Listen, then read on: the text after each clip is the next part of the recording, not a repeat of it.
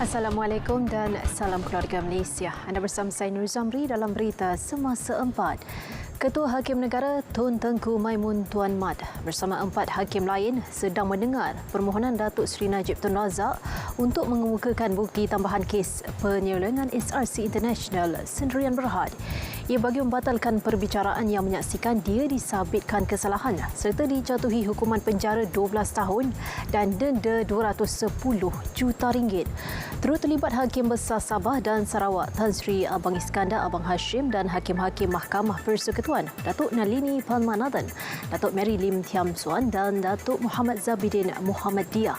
Mahkamah dijadual mendengar permohonan Datuk Seri Najib untuk mengemukakan bukti baharu dalam kes SRC dalam usaha mendapatkan perbicaraan semula. Bukti baharu termasuk mendakwa bahawa Hakim Perbicaraan Datuk Muhammad Nazlan Muhammad Ghazali mempunyai konflik kepentingan dalam kumpulan Maybank pada 2006. Beliau berperanan dalam pembentukan SRC selain memberi pinjaman kepada One Malaysia Development Berhad 1MDB. Sekiranya Datuk Seri Najib gagal dalam permohonan itu, Mahkamah Persekutuan dijangka meneruskan pendengaran rayuan terhadap sabitan kesalahan dan hukuman penjara terhadapnya. Datuk Seri Najib diwakili Peguam Hisham Teh Poh Tiek, Datuk Zaid Ibrahim, Liu Teck Huat dan M. Ruben. Pasukan pendakwaan diketahui pendakwa raya ad hoc Datuk V. Setambaram dibantu Timbalan Pendakwa Raya Donald Joseph Franklin, Sulaiman Koh Feng Huai dan Muhammad Ashraf Adrin Kamarul dan Manjira Savu Devan. Sehingga Jun tahun ini, seramai 425 belia berusia 25 hingga 34 tahun diisytihar muflis. Jumlah itu menurun berbanding 1,060 kes yang direkodkan pada 2021. Tren muflis dalam kalangan golongan belia berumur 35 hingga 44 tahun juga mencatat penurunan tahun ini, iaitu hanya 1,179 kes dilapor dalam tempoh sama.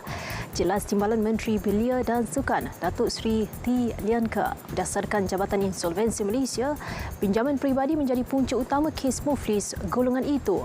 Ke arah mengurangkan kadar muflis dalam kalangan belia, kerajaan menerusi Jabatan Insolvensi Malaysia mempergiat usaha bagi memupuk kesedaran belia menerusi taklimat dan program bersama masyarakat. Beliau menjawab soalan Senator Aziz Arifin. Lebih 500 peserta mengambil bahagian dalam program Jalan Santai Malam Night Walk sempena sambutan Bulan Kebangsaan di Seremban.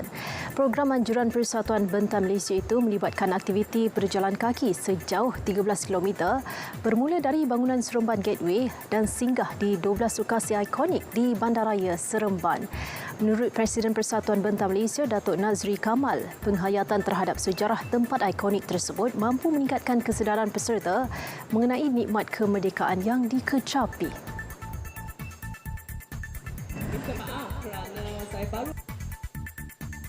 Program ini sebenarnya bertujuan untuk memperkenalkan tempat-tempat heritage iaitu dan tempat bersejarah yang berada di Seremban untuk generasi muda dan menjadi satu daya tarikan.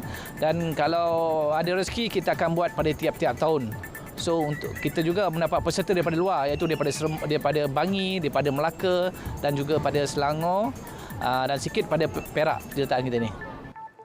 Antara tempat yang menjadi singgahan peserta adalah Istana Hinggap Seremban, Stesen Kereta Api Seremban, Rumah Ibadat di Kampung Bukit Temyang, Penjara Seremban, Bangunan Kerajaan dan Sekolah Menengah Kebangsaan Metodis ACS.